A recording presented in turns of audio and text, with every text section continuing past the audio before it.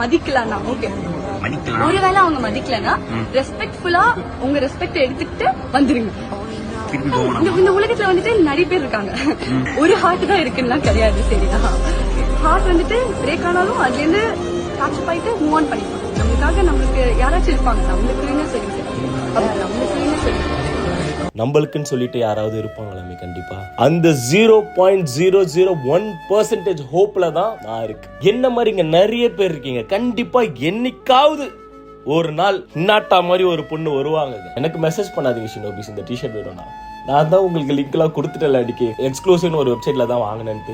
இன்னாட்டா மட்டும் கிடையாது, உனக்கு இட்டாச்சி வேணுமா இல்ல மைட் காய் வேணுமா, பிடிச்ச பர்சன் யாராவது வேணுமா, யார வேணாலும் வாங்கிக்கோங்க. T-shirt, hoodies, crop top, oversize t-shirt எல்லாமே வந்து பண்ணி தருவாங்க. ஓகேவா? நான் இதுல கூட அவங்களோட பேஜை வந்து நான் பின் பண்றேன், அவங்க கிட்ட போய் கேளுங்க. வருவா இன்னாட்டா வருவா.